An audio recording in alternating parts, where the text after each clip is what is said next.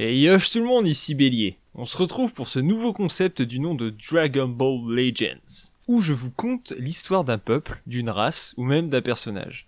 L'histoire sera toujours tirée d'un mélange entre le manga papier, l'anime et en prenant en compte toutes les informations qu'il soit tiré de films, d'OAV ou même de Dragon Ball GT. Je précise que j'y rajouterai des détails non présents qui ne changeront pas l'histoire, mais qui apporteront une narration plus proche d'un conte. Pour ce premier numéro, nous allons nous pencher sur l'histoire du peuple qui a le plus influencé l'histoire de Dragon Ball, à savoir les Saiyans. Allez, c'est parti.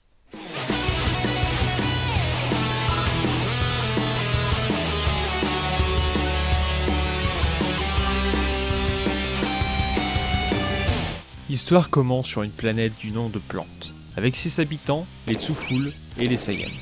Les Tsufoul étaient un peuple plutôt serein, basé sur un échange de connaissances, de ressources et une technologie bien avancée pour leur temps. D'un autre côté, les Saiyans n'avaient guère d'intelligence que les muscles, et n'avaient pas réellement de chef ni d'autorité. Les deux peuples vivaient en parfaite harmonie, les Saiyans étant plutôt agricoles et travailleurs sur des métiers très physiques, pendant que les Tsufoul visaient le progrès et à améliorer la vie de chacun. Petit à petit, les Saiyans ont commencé à demander des machines particulières aux Tsufoul, comme une machine de régénération, des capsules spatiales ou encore des armes.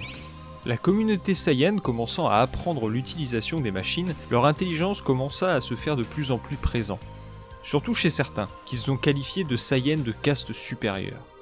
Le choix de caste se faisait alors par l'intelligence. À la naissance, on laissait les castes inférieures travailler au champ, pendant que les castes supérieures allaient travailler avec les Tsufoul à la réalisation des machines. Au fil du temps, certains Saiyans commencèrent à se sentir esclaves. La nouvelle intelligence qu'ils avaient obtenue avec le temps les firent se rendre compte que seuls les Saiyans avaient les tâches ingrates. C'est à cette époque que certains Tsufoul commencèrent à avoir peur d'une rébellion. Et c'est surtout le cas de l'un d'entre eux, prénommé Dr Raishi. Ce même docteur commença alors dans son coin à fabriquer une machine capable d'améliorer les forces physiques des Tsufoul, afin d'être prêt face à une rébellion Saiyan. Bien que tout ne se passa pas comme prévu, et que sa machine se transforma petit à petit en un être vivant doté d'intelligence et comme pour seul but de tuer les Saiyans. Mais nous y reviendrons. Pendant la création de sa machine, n'étant alors pas encore finie, le docteur entendit de par-delà ses murs des cris, des hurlements venant de son peuple. Il sut que la rébellion était alors en marche. On retrouve donc le peuple Saiyan qui par simple haine et par envie d'indépendance commença à tuer sans scrupule tous les Tsufoul qu'il croisait. Mais un Saiyan qui était de caste supérieure se fit remarquer. Il s'appelait Bijita. Il prononça ceci: « Nous n'avons plus besoin de vous. Nous savons vivre sans vous. Nous savons utiliser les machines que vous utilisez et que vous avez inventées. Et vous croyez que nous allons travailler encore pour vous? Mourez !» Cette phrase hurlée devant tout son peuple le fit se transformer en porte-parole, et par la suite, en roi. Tous les Saiyans étaient prêts à le suivre, lui qui avait le potentiel et l'intelligence le plus élevé de tout son peuple. En avant mes amis, nous allons conquérir cette terre, et nous en ferons de même pour tous les autres de l'univers. Les Saiyans étant plus nombreux, plus forts, et surtout dus à la pleine lune transformés en primates géants, en Ozaru. C'est ainsi que débuta l'ère Saiyan. Après avoir massacré la quasi-totalité des Tsufoul présents sur cette terre, la planète fut renommée la planète Bijita, en référence au nom du grand roi qui avait prouvé sa valeur au combat. Une fois la royauté en place, les Saiyans présents se rendirent compte qu'ils avaient aimé massacrer des êtres vivants. Eux qui s'étaient toujours demandé pourquoi leur peuple était si grand et si fort et musclé, ils avaient compris. Leur but dans cet univers était de devenir les êtres les plus respectés et puissants. Au fil des années, le peuple réussit à se construire une réelle base militaire.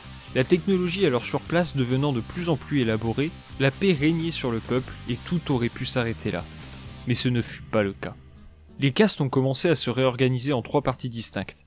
La première étant la caste inférieure, les Saiyans qui seront envoyés sur des planètes faibles pour les conquérir. La seconde, la caste supérieure, qui sera promue à conquérir les planètes à risque, où ses habitants sont les plus forts.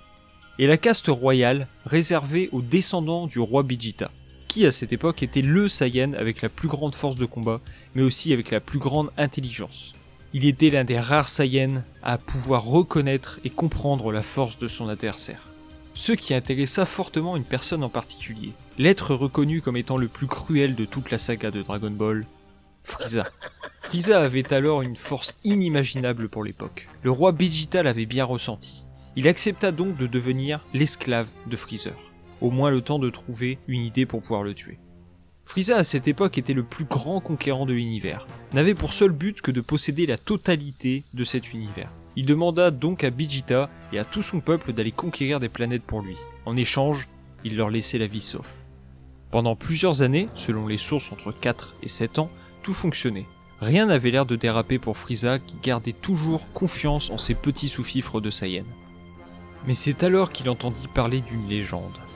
Et qui, par la même occasion, apprit la façon dont le peuple Saiyan était devenu le seul peuple de cette planète.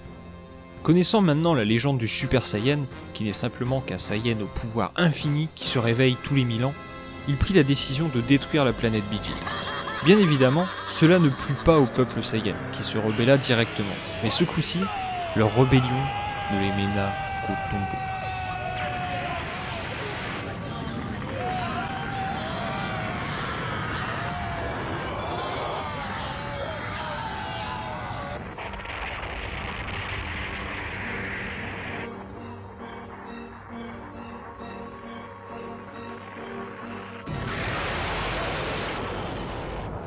Seuls certains Saiyans ont pu survivre. Tout d'abord parlons de Goku, qui fut envoyé peu de temps avant l'explosion sur la planète Terre, là où il fut recueilli par son grand-père de cœur, Son Gohan. Nous avons ensuite Broly, qui de par sa puissance exceptionnelle réussit à se protéger lui et son père Paragus de l'explosion. Il y a aussi Bardock, le père de Sangoku, qui avait vu venir la chose grâce à des visions offertes par le peuple qu'il venait de détruire. Et puis Vegeta, le fils du grand roi, lui aussi doté d'une intelligence et d'une puissance supérieure à celle de son peuple. Il emporta avec lui Nappa et Raditz, qui étaient relativement puissants aussi. N'oublions pas Tarbell, le petit frère de Vegeta. Bien que totalement laissé de côté, nous savons que comme Goku, il fut envoyé sur une autre planète pour la conquérir au moment de l'explosion. Suite à ça, nous savons qu'il reste actuellement 6 Saiyans connus. Mais nous arrivons à l'époque Dragon Ball, que nous connaissons tous. Raditz sera tué en combattant contre Goku et Piccolo. Nappa à son tour connaîtra une fin tragique en étant tué par Vegeta lui-même. S'ensuit la mort de Broly par l'acharnement de Goku avec l'aide de tous ses amis. Il ne reste donc que 3 Saiyans pur sang, Goku, Vegeta et Tarbell.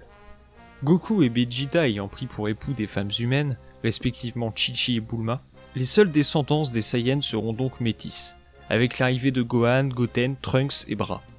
Bien que leur peuple n'aura été tout au long de leur vie que des esclaves désireux de faire le mal autour d'eux, tous les Saiyans restants à ce jour sont devenus bons, aimants et combattants pour sauver l'univers des forces du mal. C'est ainsi que s'achève notre histoire, mais pas la leur. Même lorsque Goku et Vegeta ne seront plus là, leur descendance continuera de vivre et laissera une trace en ce monde du peuple qui l'a le plus chamboulé, les Saiyans. Je le répète, toute l'histoire est un condensé des films, animés et mangas. C'est une sorte de reconstitution qui se veut le plus fidèle possible, tout en y incorporant des effets de style propres au roman. Sur ce, je vous laisse. J'espère que ce type de vidéo vous aura plu. N'oubliez pas le petit pouce bleu et de partager si vous avez aimé autant que moi. Et n'hésitez pas à laisser un commentaire pour me donner vos avis. Du coup, à bientôt pour une prochaine vidéo.